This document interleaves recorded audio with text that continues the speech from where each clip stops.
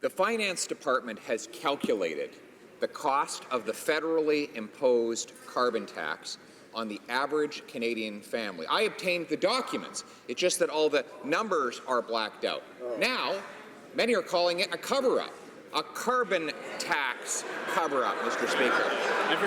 The Prime Minister is here today. He could uncensor those documents and end this carbon tax cover-up and tell Canadians what this tax will cost them. Honourable Prime Minister.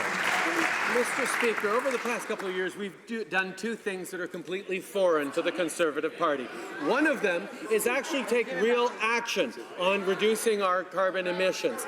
The second is to work collaboratively with the provinces instead of setting them up as enemies. What we're doing is we're working with the provinces so they can establish their plans to reduce their carbon emissions, which include putting a price on carbon pollution. And they will determine how they will be returning the money collected from that price on pollution to their citizens. So speculation about what it costs. The honourable member for Carleton. Well, we wouldn't have to speculate if the Prime Minister would just uncensor the documents that would tell us. Now, his plan, he says, don't worry. He's going to raise taxes on working-class consumers, but he'll give the money back to provincial politicians to spend. This is his version of trickle-down economics. He takes money from the people who earn it, gives it to politicians, and expects us to believe that a few drops will trickle down to the people who earned it in the first place.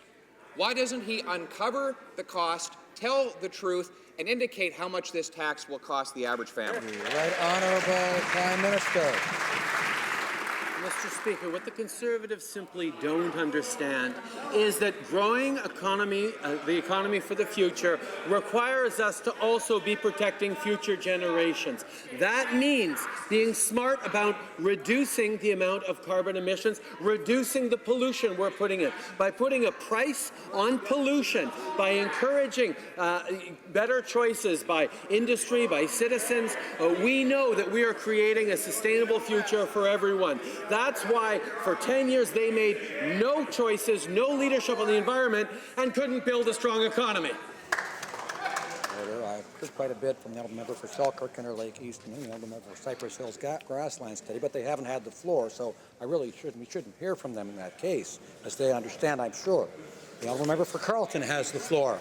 Well, he's used his better choices line again. Nothing could better indicate how much he is out of touch. This millionaire Prime Minister told British Columbians, who are paying $1.60 a litre for gas, that they just need to make better choices if they want to stop overpaying to get from A to B. But furthermore, the Prime Minister wants to charge the GST on top of the carbon tax. He'll raise $250 million in BC and Alberta alone. How much money will his government take from taxpayers in this tax on the tax? The right Honourable Prime Minister. Mr. Speaker, the member opposite likes to talk about taxes, but you notice he doesn't explain why he voted against raising taxes on the wealthiest 1% and lowering them on the middle class. That's the first thing we did. And then he wanted to continue to send child benefit checks to millionaire families instead of actually giving more money to the families who need it.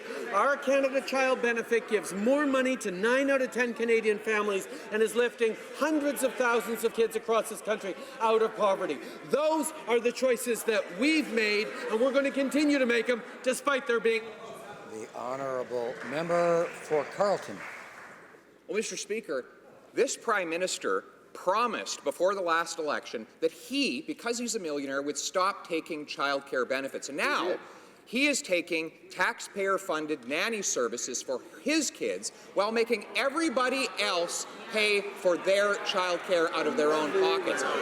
On the issue of taxes, the Fraser Institute has calculated that 80% of middle-class taxpayers are paying more since this Prime Minister took office. $800 more. How much will those same families have to pay in higher carbon tax?